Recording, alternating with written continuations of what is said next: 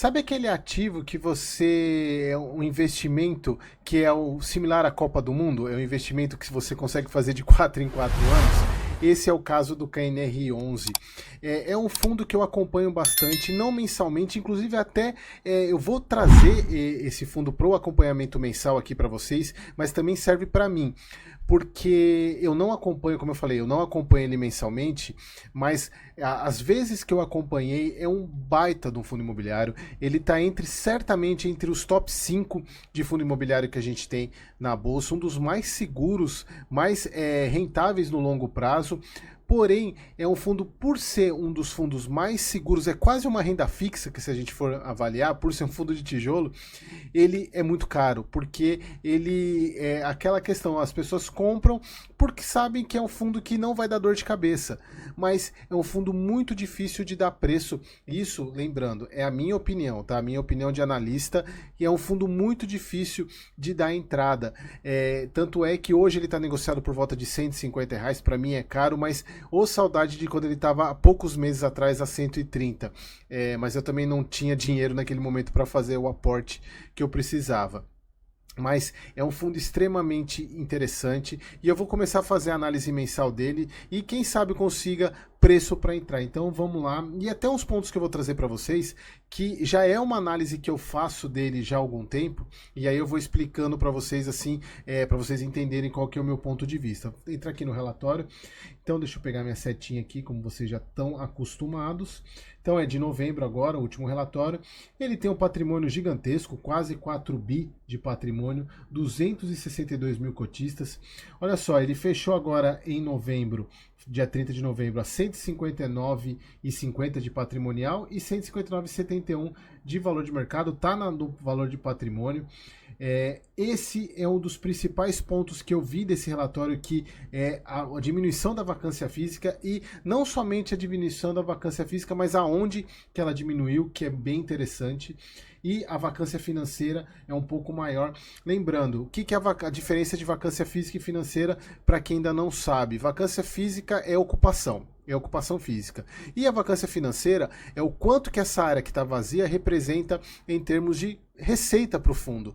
Então, se você tem uma média de metro quadrado do fundo X, se essa área ela está acima desse X da média, o valor do preço do metro quadrado dessa área que está vaga, a vacância financeira vai ser maior do que a física, até acertar, e a tendência é sempre a vacância financeira ir se aproximando da física, mas nesse caso aqui, a área que está vaga no fundo, ela representa mais de receita do que a própria média do fundo, mas nada preocupante.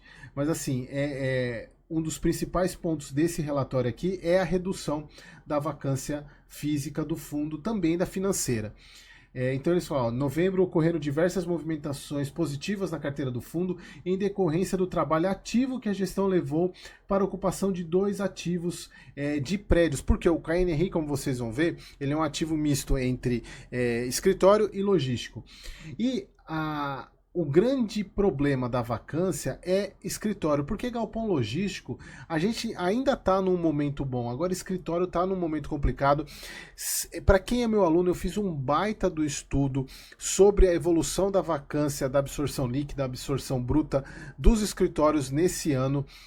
Inclusive foi até um dos motivos que me fizeram incluir o PVBI na carteira recomendada dos meus alunos, obviamente no preço que eu determinei lá na análise. Aliás, se você tiver interesse em receber esses relatórios, em ter acesso a isso, se inscreva na próxima turma, na terceira turma da mentoria, que inclusive eu estou até pensando em disponibilizar esse relatório num outro produto, ainda não sei bem como. Mas depois da pandemia, tem até um jargão que eu usei nesse relatório, que as lajes corporativas elas desceram de elevador na pandemia, arrebentaram, só que estão subindo de escada. Embora elas estejam recuperando, mas estão recuperando lentamente. Obviamente a taxa de juros ela prejudica muito esse segmento. Mas o que é importante aqui é que o fundo está conseguindo alugar laje comercial, o que é muito importante mesmo.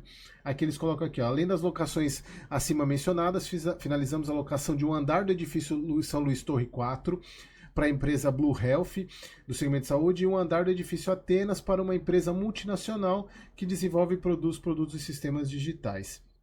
Então, olha só, eles colocam que teve a desocupação do módulo ativo do Global Jundiaí, que é logística. Entretanto, estamos em tratativas avançadas para a locação do espaço dada a alta liquidez do imóvel. Aqui vocês conseguem perceber que a parte logística do fundo, a gente vai ver mais para baixo, ela não é tão problemática quanto a parte de escritório. E, inclusive, isso é até importante para vocês diversificarem na carteira de vocês, não ter só logística, ter um pouco de escritório. Eu demorei um pouco, inclusive, para colocar escritório na minha carteira, mas é importante você ter essa diversificação também. E aqui eles colocaram, como resultado das movimentações acima, a vacância financeira física do fundo caiu foi para 2,67 aqui, ó, em 2,67, caiu um pouco, quase 0,5%. É uma queda pequena, mas é uma queda constante. Se vocês pegarem, a gente vai ver o histórico dela. E a vacância financeira também caiu de quase 1,5%. Eles falam aqui ó, que a vacância financeira ajustada pelas carências previstas nos novos contratos de locação. E aqui ele pagando R$1 por cota, o que é, se a gente for pegar o dividend yield dele, ele está abaixo da média, mas aí vocês vão entender já já o porquê disso, mas é um fundo muito redondinho. Ele cobra 1,25 de taxa de administração, não cobra taxa de performance. Essa taxa de administração, pelo tamanho que é o fundo, que é quase 4 bi, podia ser menor, né, Quineia? Vamos dar uma reduzida aí nessa taxa? Até parece que eu falando alguma coisa vai adiantar. Mas é muito alta, não precisa. Quer dizer, muito alta, vai. Poderia ser 1%, 0,9%. Para um fundo desse tamanho, acho que não tem necessidade de ter uma taxa de administração tão alta. Aqui a questão da rentabilidade, liquidez do fundo, a gente nem precisa falar, é uma baita liquidez. É um dos fundos mais negociados da Bolsa, é um dos fundos mais falados, inclusive. Olha só, ele tem uma carteira de 20 propriedades, sendo 12 edifícios comerciais e 8 logísticos, que aí a gente fala, a grande questão aqui, a dificuldade são os 12 comerciais, mas aí é a grande vantagem que você tem de ter uma carteira, um fundo híbrido, que ele não fica travado em um determinado tipo de ativo.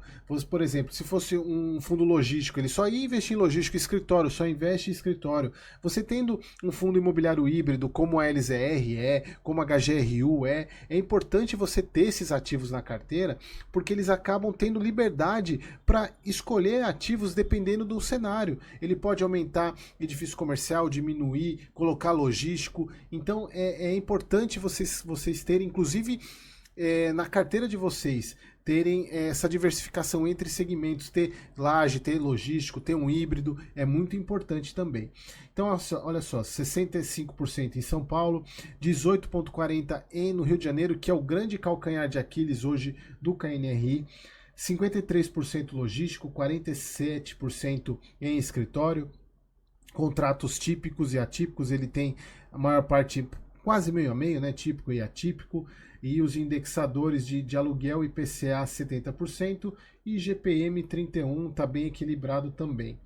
Aqui o prazo médio, que é o yield dos contratos, de 9,63%, que é bem interessante. Se a gente pegar escritório 8,05 e, desculpa, isso, 8,05 escritório e 11,2 para logístico, o que é bem legal. E aqui é um ponto para você cotista que conseguiu entrar bem num fundo no KNRI, prestar atenção agora em 2024, que grande parte das revisionais dos contratos são agora em 2024, principalmente nesses caras aqui, nos escritórios.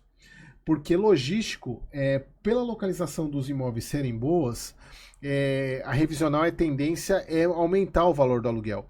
Porque a revisional é aquilo que, quando não é o encerramento do contrato, é mais ou menos a metade do contrato, onde o fundo ou a parte que se sentir prejudicada no termos do valor do aluguel chama a outra parte para negociar. Então, quando a gente está falando principalmente de logístico, a tendência é que essas negociações sejam para cima. Já escritório, a gente tem que tomar um cuidado, observar, porque é um ponto de atenção. A gente não está falando de um PVBI, que são imóveis lá na Faria Lima, imóveis AAA. A gente está falando de outros tipos de imóveis. São imóveis bons, mas não tão bons quanto o PVBI. Então, a gente tem que ficar esperto que essa revisional pode jogar os preços para baixo. A gente tem que observar. E aqui, a dinâmica da vacância, vejam que a vacância financeira, ela vinha nesse patamar de 8, 9, começou a cair, e a física, ela vem nesse patamar baixo e caindo também para 2,5%. 0,67. Bom, aqui é o que eu falei para vocês, a grande questão da vacância financeira, ela está em escritório, que é o problema hoje do KNRI, e a vacância por portfólio, obviamente, olha só aqui a questão de vacância física e financeira, quase 100% voltada para escritórios, que é a grande questão, que é que a gente está num momento difícil para esse tipo de imóvel, por isso que é de se comemorar a vacância ter diminuindo exatamente por imóvel de escritório, que foi bem interessante para o KNRI. Aqui, olha só, ele tem 95 inquilinos, uma baita quantidade de inquilino, então é uma diversificação muito legal, 20 imóveis, 690 mil de ABL, é uma baita de uma ABL. Aqui a localização dos prédios, né, dos imóveis, embora ele tenha alguns imóveis na Chucre Zaidan, na Vila Olímpia, na Paulista, mas não são imóveis que a gente pode comparar com os imóveis do PVBI. Aqui eu acho bem bacana essa distribuição, ele mostra toda a participação que ele tem nos imóveis, quem são os locatários de cada um deles, a vacância, o valor de avaliação. Eu acho muito completo esse relatório do KNRI, aqui nem sempre dá um show aqui. A parte de informação contábil, eles têm a receita deles potencial. O que é receita potencial? É tirando a vacância. Então é como se eles estivessem com tudo alugado. Então eles têm que tirar essa questão da vacância e tem a receita, que é a receita da competência de 24 milhões.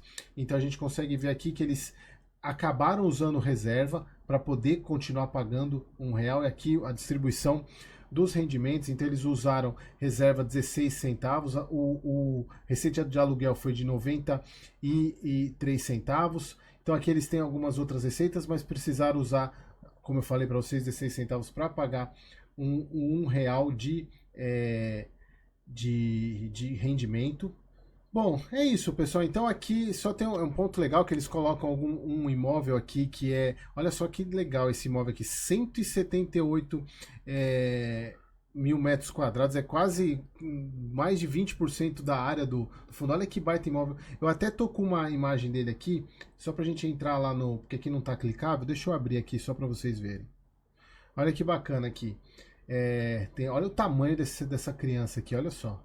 É muito grande, né? É bem bacana esse CD de Cabreúva. Bem legal, ainda tem uma baita área para fazer expansão aqui. Bem legal, né? Vale a pena vocês entrarem para dar uma olhada.